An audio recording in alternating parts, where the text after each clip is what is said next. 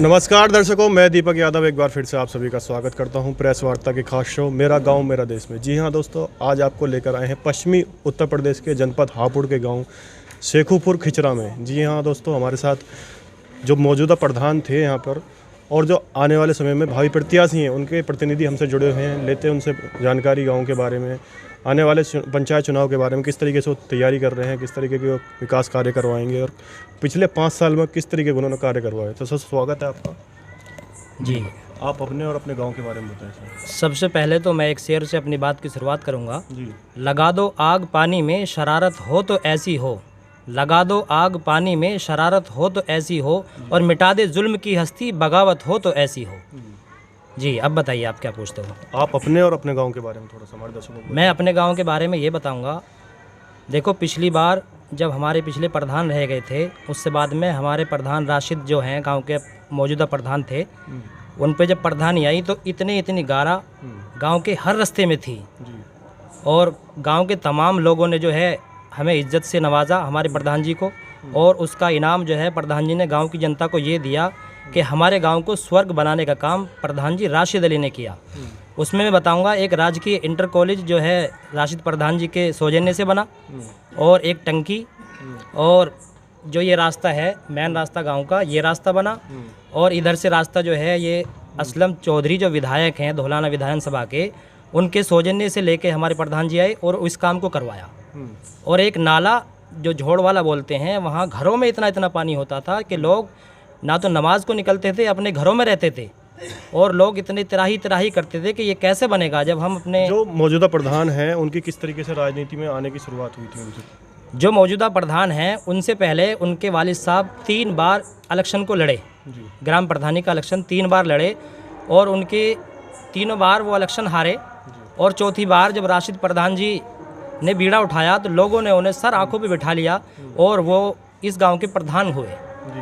उनकी पत्नी प्रधान बनी। हाँ, उनकी पत्नी जो राहिल है वो प्रधान बनी, और राशिद जो है प्रधान पति, जो खिचरा के प्रधान हैं वो प्रधान पति हैं, और राहिल प्रधान बनी।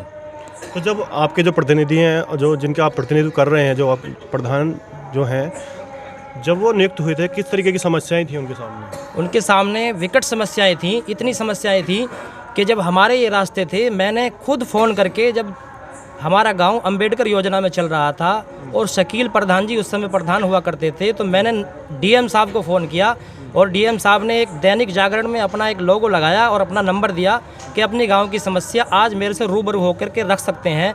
तो मैं खिचरा गांव का पहला व्यक्ति हूं जिसने मैंने अपना नाम दर्ज करा के और मैंने शिकायत दर्ज कराई। और फिर उसके बाद डीएम साहब और नगर आयुक्त हमारे सरकारी स्कूल पर आए और मैंने उन्हें सारा मुआयना कराया कि ये रास्ता है। तो यहाँ के इन रास्तों को देख के हमारे विधायक और एमपी बड़े बड़े नेता थर्रा जाते थे कि इस गांव में इतना बड़ा पैसा लगा देंगे तो हम कहाँ से निधि लाएंगे इतनी। तो कहीं ना कहीं जो इतने विकास कार्य हैं, जो प्रधान हैं, मौजूदा प्रधान थे वो, और आने वाले समय में भावी प्रत्याशी हैं, तो उनको क्रेडिट देना चाहेंगे इसका? बिल्कुल देंगे जी, उनका क्रेडिट बिल्कुल देंगे, और जनता देगी उनका क्रेडिट। तो देखिए, वादा जो करा जाता है वो चुनाव से पहले करा जाता है, चुनाव से पहले वादा करा जाता है। ये जो हमारे प्रधान हैं, ये प्रधान रह गए हैं, अब तो ये आने वाले समय के लिए वादा करेंगे। पिछली साल गई हैं इनकी 5 साल, उनकी तो जनता इनके काम पर वोट देगी। इन्होंने जो वादे किए उससे ज़्यादा काम किया है। पिछले साल 5 सालों में क्या वादे रहे, कितने लागू हुए, कितने कार्य हुए आप? देखिए, जो प्रधान जी ने हमारे वादे किए थे उससे ऊपर बढ़ के ही काम हुए हैं। शिक्षा और स्वास्थ्य के लिए आपने क्या कार्य? शिक्षा और स्वास्थ्य के लिए हमारे यहाँ एक तो राजकीय इंटर कॉलेज बना, वो अभी चालू नहीं हुआ, लॉकडाउन की वजह से बंद हो गया, लेकिन काम बिल्कुल फाइनल है और अभी उसमें टीचर आने रह रहे हैं। लेकिन इनसे जो पूर्व प्रधान थे वो क्रेडिट ले रहे हैं इस चीज़ का? नहीं, हमारे कार्यकाल में वो, देखिए मैं बताऊंगा, हमारे गांव में 2 बार कॉलेज आए। शकील प्रधान जी थे, उनके बाद उसमें योजना में एक कॉलेज आया तो उनसे बना नहीं पाए। उन्होंने कहा कि झगड़े की ज़मीन है और यहाँ कोई ज़मीन ही नहीं है, तो ज़मीन नहीं दे पाए वे। तो हमारा ये कॉलेज निकल के हसनपुर चला गया, लेकिन कॉलेज नहीं बन पाया। ऐसे ही फिर आबिद प्रधान रहे, आबिद प्रधान के उसमें कॉलेज सारा कुछ हो गया, लेकिन जब ज़मीन की बात आई तो आबिद प्रधान ने कहा कि लोगों ने वहाँ घेर रखी है ज़मीन, अलम सी ज़मीन है वो, गांव ग्राम समाज की, सारे लोगों ने वहाँ घेर रखी है। उसने ये बताया कि यहाँ तो ज़मीन ही नहीं है, अगर मैं ज़मीन दूंगा तो लोग मेरे से नाराज़ हो जाएंगे। प्राइमरी और सेकेंडरी स्कूल है, उनकी क्या हालत है? उनकी हालत बिल्कुल स्वर्ग जैसी हालत है। आप जाकर के देखोगे, बच्चों के लिए बैठने की सुविधा और लैट्रिन बाथरूम और टॉयलेट्स वगैरह उसमें जो है टाइल्स वगैरह लगी हुई हैं और पार्क बेहतरीन तरीके से बने हुए हैं जो प्रधान जी ने अपनी 8,000 की आबादी है आपके गांव की, जी। उसमें कितने छात्र छात्राएं उसमें मौजूद होंगे? उसमें छात्र छात्राएं उसमें लगभग 300 बच्चे तो होंगे कम से कम। इसमें मैं पूरी जानकारी सही तरीके से मुझे नहीं है, लेकिन बच्चे जब निकलते हैं तो कम से कम 300 बच्चे इसमें से निकलते हैं और जो 8वीं का है उसमें भी कम से कम 250 बच्चे निकलते हैं। 5,000 की आबादी है, कहीं मात्र 550 बच्चे यहाँ पे आ पा रहे हैं, तो उसका ये आपको नहीं लगता कि संख्या कम है? ये मैं बताऊंगा, ज़्यादातर लोग प्राइवेट स्कूलों में जो है ध्यान देते हैं। जब से हमारे प्रधान जी आए और सरकारी स्कूलों पर इन्होंने गौर दी तो लोगों ने अपने बच्चों को सरकारी स्कूल में भी ले जाने की हिम्मत जुटाई है कि सरकारी स्कूलों में, एक तो देखिए प्राइवेट स्कूलों में क्या होता है, 8वीं के मास्टर रख लिए, 10वीं के मास्टर मैडम रख ली, वो कोई ग्रेजुएट नहीं होती हैं। लेकिन जो सरकारी हमारे टीचर होते हैं वो ग्रेजुएट टीचर होते हैं, उन्हें कोई वैसे नहीं हो सकते। अगर वो हमारे शिक्षा मित्र भी हैं तो वो भी कम से कम देखने गए हैं, वो कभी जागरूकता अभियान चलाया बच्चों के लिए, शिक्षा के लिए उन्होंने? मैडमों ने, प्रधान जी ने? हाँ बिल्कुल चलाया है। मैडम जगह गांव-गांव में घर घर जाती हैं कि अपने बच्चों को पढ़ाओ। कितनी बढ़ोतरी हुई उनके कार्यकाल में? उनके कार्यकाल में काफ़ी बच्चों की बढ़ोतरी हुई है। सरकारी स्कूल में बच्चों को पढ़ाने की लोगों ने हिम्मत जुटाई, वरना सरकारी स्वास्थ्य को लेकर हम बात करते हैं। स्वास्थ्य को लेकर प्रधान जी ने क्या कार्य करवाया? स्वास्थ्य के लिए लेकर जगह जगह हमारे यहाँ कैंप लगते हैं और स्वास्थ्य के लिए जो है एक जो है डिस्पेंसरी है यहाँ पे? नहीं, डिस्पेंसरी नहीं है। उसकी बड़ी आबादी है, हॉस्पिटल और डिस्पेंसरी नहीं है। उसके लिए बताऊंगा, उसके लिए बहुत भागदौड़ करी लेकिन वो रह गया है। लेकिन अगले आने वाले समय में अगर हमारा नंबर आता है और जनता हमें दोबारा चुनती है तो सबसे पहले जो हमारा काम है हॉस्पिटल का और बारात घर का, इन चीज़ों का सबसे पहले फोकस है। पिछले 5 साल में ना तो आप बारात घर बनवा पाए हैं जी, ना डिस्पेंसरी दे पाए हैं जी, तो आगे किस तरीके से यकीन करे जनता आपको? देखिए सरकारी स्कूल जो राजकीय इंटर कॉलेज बना, ये बना और टंकी बनी, बिल्कुल हमारा गांव खड्डों में था एक तरीके से, और खड्डों में से निकल के एक स्वर्ग बना हमारा गांव। स्वर्ग बना जी। अब से पहले जब यहाँ से इधर से लोग निकलते थे, इस रास्ते के लोग अपने घरों के रास्ते भूल गए थे, कैसे जावें। सौंदर्यकरण को कितने कार्य हुए? सौंदर्यकरण के लिए किस तरह का सौंदर्यकरण आप पूछिए? गांव में लाइटिंग, जो बेंच वगैरह की जाती हैं, साफ सफाई को लेकर। अच्छा, तालाबों की साफ सफाई हुई। देखिए साफ सफाई के लिए कब्रिस्तान और शमशान घाट की जगह होती है, उनको लेकर कितना कार्य हुआ? हाँ, शमशान घाट हमारे जो हैं, बिल्कुल शमशान घाट बना एक नहर के पास, जो हमारे प्रजापति हैं उनका शमशान घाट है, वहाँ बना। और एक अंबेडकर पार्क है, उसमें मट्टी गिरवाई प्रधान जी ने और उसकी बाउंड्री नहीं हो पाई है, लेकिन मट्टी प्रधान जी ने गिरवाई।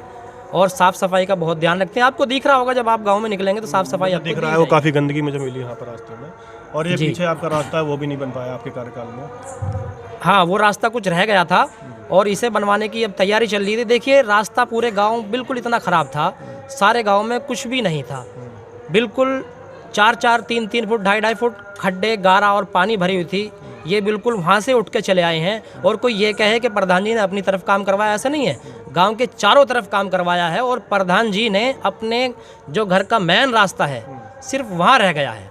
केंद्र और राज्य सरकार की जो विभिन्न योजनाएं आई थी गाँव के लिए, देहात के लिए, वो कितनी लागू हो पाई हैं आपके गाँव में? जी, जो केंद्र ने करी थी, देखिए जो किसानों के लिए किसान सम्मान निधि, शौचालय आने थे, किसान सम्मान निधि भी आई है, शौचालय भी आई है। हाँ, उज्ज्वला गैस योजना के सिलेंडर भी हमारे गांव में बहुत आए हैं। आपके गांव में ये तो कंफर्म नहीं है, लेकिन काफ़ी लोगों को सिलेंडर मिले हैं।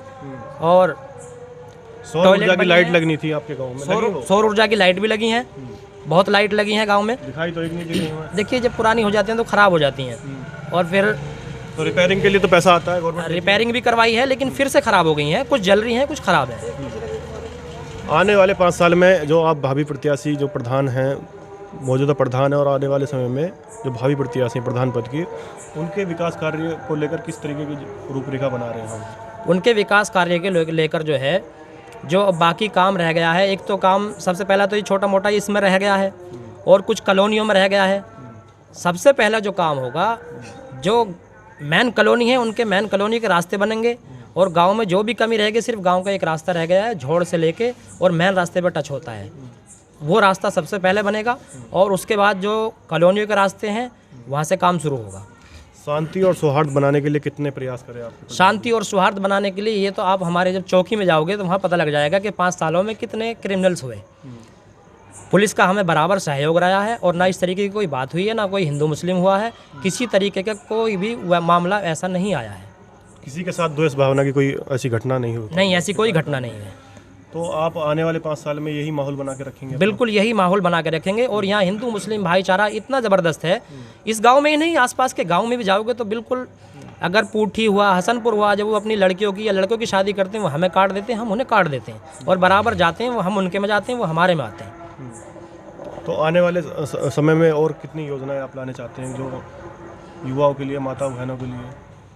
देखिए, आने वाले समय में जो है, एक तो जो कुछ महिलाएं रह गई हैं, जैसे वृद्धा पेंशन है, विधवा पेंशन है, इस तरीके की रह गई हैं, और कुछ जो है योजना सरकार देती है, जैसे कोई महिला विधवा हो जाती है उसके लिए वो कुछ सरकार देती है, लगभग आवास 20 से योजना, 30 प्रधानमंत्री आवास योजना के तहत कितने मकान आपके गांव में बन पाए हैं? आवास योजना के तहत, आवास योजना के तहत तो शायद एक दो मकान ही बना है, उसकी कन्फर्म मुझे जानकारी नहीं है। और मकान है आपके गांव में सारे?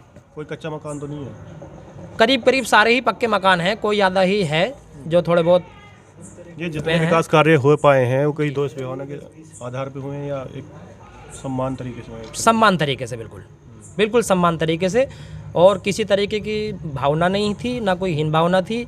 और जिन लोगों ने वोट दी उनका भी काम हुआ है, और जिन लोगों ने वोट नहीं दी, जो बिल्कुल क्लियर उनके अपने प्रत्याशी खड़े हुए थे, उनके घरों में हमने घरों तक काम किया है। कोरोना वैक्सीन को लेकर कितनी जागरूकता है आपके गांव में? कोरोना वैक्सीन के लिए लेकर पूरी जागरूकता है। लोग अगर यहाँ कोरोना वैक्सीन का नंबर आएगा तो बिल्कुल बढ़ चढ़ के हिस्सा लेंगे और उसमें कोरोना वैक्सीन लगवाएंगे। जी। तो सर, कृषि कानूनों को लेकर काफ़ी विवाद हुआ है, आप भी वहाँ जाते हैं लगातार, गाजीपुर बॉर्डर से किसानों से जुड़े रहते हैं, तो आप उन पर क्या कहना चाहेंगे उनके बारे में? हाँ, ये मैं बिल्कुल कहूँगा, जो कृषि कानूनों के खिलाफ जो एक मुहिम चल रही है उसके लिए मैं बताऊँगा। सरकार कहती है कि इसमें कृषि में जो बिल है 3, इसमें काला क्या है। मैं ये कहना चाहूँगा सरकार से, अगर इसमें काला नहीं होता, आपकी जो नीयत में ही काला है। 11 दौर की वार्ता हुई, 12 दौर की हुई, लेकिन एक बार की वैसी वार्ता थी, 11 दौर की वार्ता हुई किसानों के बीच।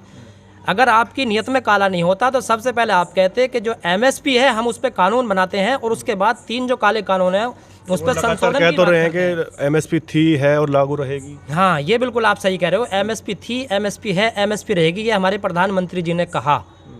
लेकिन ऐसा कुछ भी नहीं है। हमारे खाते में 15 लाख आए, वो भी आ गए, और 2 करोड़ नौकरियां हर साल में प्रधानमंत्री जी ने देने की बातें की थी, वो भी हमें मिल गई।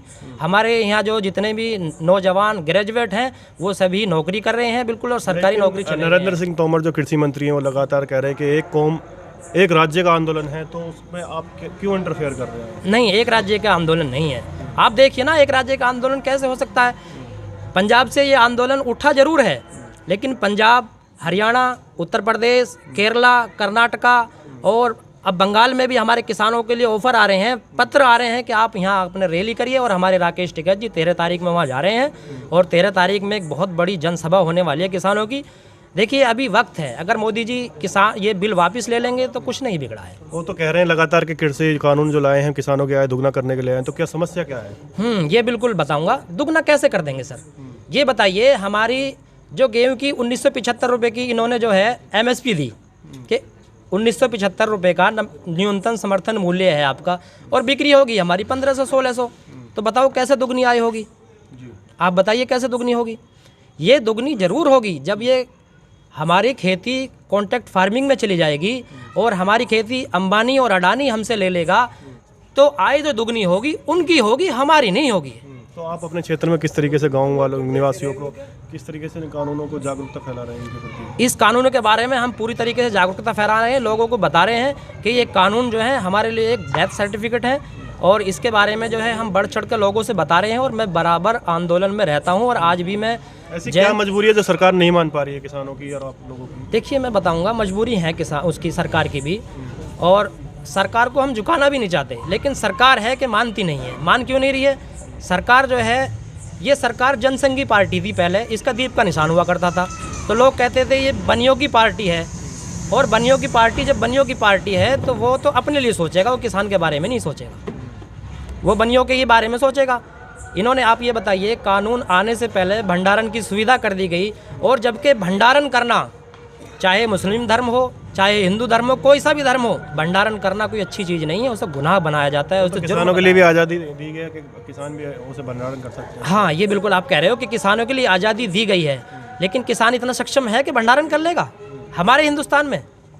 और जो कानून आप बता रहे हो ये यूरोप में भी रह के फेल हो गया है। और न्यूनतम आय जो है हमारी 8,000 रुपये महीने की आय है। बताइए क्या कर लेगा किसान। तो सरकार को और किसान भाइयों को क्या कहना चाहेंगे? सरकार के बारे में हम यही कहेंगे, देखिए इसमें लड़ने झगड़ने की कोई बात नहीं है। हम आप ही के हैं, हमने आपकी सरकार बनाई है, हमने आपको वोट दी है। मैंने वोट नहीं दी, लेकिन जितनों ने लोगों ने वोट दिए वो किसान हैं। और किसान की कोई जात या बिरादरी नहीं होती, चाहे हिंदू हो या मुस्लिम हो। जो किसान है वो किसान की सिर्फ एक बिरादरी होती है, वो किसान होती है। वोट लोगों ने दी है, मैंने नहीं दिया, लेकिन इन लोगों ने औरों ने तो दी है। सारों ने दी होगी, 10% दी होगी, 5% दी होगी, मुस्लिमों ने वोट दिए। प्रधानमंत्री साथ ही आंदोलित किसान हैं, उनको क्या कहना चाहेंगे, क्या संदेश देना चाहेंगे, किस तरीके से उनको मजबूत करना चाहेंगे आप? देखिए हम तो यही कहना चाहेंगे, हम जो है 105 दिन से ज़्यादा है हमारा आंदोलन को चलते हो गए और बिल्कुल शांतिपूर्ण तरीके से आंदोलन चल रहा है। और इसी तरीके से आंदोलन को शांतिपूर्ण चलाते रहो। सरकार को एक दिन झुकना पड़ेगा और सरकार बिल्कुल टूट गई है, सिर्फ घोषणा करनी रह रही है सरकार की। कुछ पत्रकार लिख रहे हैं कि आंदोलन सिमटता जा रहा है, उसके बारे में आप क्या? देखिए ये तो गोदी मीडिया है, कुछ ही पत्रकार ऐसे हैं और लोगों ने गोदी मीडिया कहने लगा। पत्रकार जो है हमारा मीडिया जो है चौथा स्तंभ कहा जाता था, लेकिन आज सोशल मीडिया को छोड़ के या कुछ नामचीन पत्रकार 2-4 ही हैं जिन्हें लोग इज्जत की नज़रों से देखते हैं, वरना लोग टीवी बंद कर लेते हैं। लोगों ने स्वतंत्र पत्रकार हैं, उनको गिरफ्तार करा जा रहा है, जेल में डाला जा रहा है, FIR लगाई जा रही है, उनको भी आप उनकी भी अपील उठा रहे हैं? बिल्कुल उठाएंगे। ये बताइए, आप ही तो हमारी आवाज़ उठा सकते हैं। देखिए जो गलत होगा उसकी आवाज़ उठाने के लिए सिर्फ एक पत्रकार ही एक ऐसी चीज़ है कि पत्रकार उसकी आवाज़ को उठा सकता है और पत्रकार सही खबर दिखाए। आप देखिए मनदीप पूनिया ने वो सही खबर दिखाई तो उसे गिरफ्तार कर लिया। मेरा बड़ा सवाल आपसे ये है कि जो आने वाले पंचायत चुनाव हैं और आने वाले विधानसभा चुनाव हैं, इन पे इफेक्ट पड़ेगा कृषि कानूनों का जो गवर्नमेंट लाई है? देखिए बिल्कुल पड़ेगा, बिल्कुल पड़ेगा। जो इसमें बीजेपी के सिंबल तो नहीं देगी, लेकिन अपनी पार्टी अपने उसे खड़ी करेगी तो उस पर बिल्कुल। हालांकि ये गाँव के चुनाव हैं, गाँव के चुनाव हैं। लोग जो विधायक का और MP MLA के जो चुनाव होते हैं ना, इसका जीतना आसान है। जो प्रधानी का चुनाव जीतना है ये बड़ा कैड़ा है, क्योंकि चुनाव होने के बाद ये अपने ही तो लगातार कह रहे हैं कि जो पंचायत चुनाव हैं वो हमारे लिए एक तरीके से जड़ है हमारी, उसको मजबूती से हम बनाएंगे अपना। तो जब इनकी जड़ थी तो पंजाब में क्यों नहीं बना लिया इन्होंने? जो आने वाले पंचायत चुनाव हैं, जो उनमें किस तरीके के आप उम्मीदवार चुन रहे हैं, किस काबिलियत को लेकर उनको? राशिद प्रधान, हमारे गांव के अंदर जो राशिद प्रधान जी हैं, उन्होंने जो इतना बढ़िया तरीके से विकास करा, जो आज तक कभी जो पिछले 35 सालों के अंदर विकास नहीं हुआ हमारे गांव के अंदर। हमारे गांव के अंदर जो एक युवा नेता है राशिद प्रधान जी, उन्होंने वो काम करके दिखाया जो आज तक कभी हमारे 35 साल के पीरियड में जो कभी नहीं हुआ। मैं ये पूछना चाहता हूँ कि राशिद प्रधान हैं या उनकी वाइफ प्रधान है? वाइफ प्रधान है उनकी, लेकिन लगातार उनका नाम क्यों लिया जाता है? राशिद प्रधान जी का नाम नहीं लिया महिला को आप काबिलियत नहीं समझते उनकी? नहीं, महिला तो उनसी है ना राशिद प्रधान जी से, तो वाइफ तो उनकी है ना जी। तो उनका नाम क्यों नहीं लिया जाता है? तो राहिल का ले लो या राशिद का ले लो, कोई दिक्कत नहीं है इसमें। तो आने वाले समय में जो पंचायत चुनाव है, किस तरीके से जो उम्मीदवार आ रहे हैं वो किस आधार पर चुन रहे हैं आप उनको? बच्चे अच्छे काम करे हैं इन्होंने, 5 साल में अच्छे गुजरे हैं हमारे गली रास्ते सब बनवा दिए जिन्होंने। पानी का जो हमारा निकाल है वो भी करा दिया इन्होंने, बहुत अच्छे काम कराए हैं। हम 5 साल के लिए आगे तक के खुश हैं इनसे। कैसे रहे 5 साल आपके? अच्छे रहे जी। हमारे 5 साल में हमारा ये झोड़ पे एक रास्ता था, वहाँ हम कम से कम हमारे गोडे तक पानी जब हम निकलते थे हमारे पैर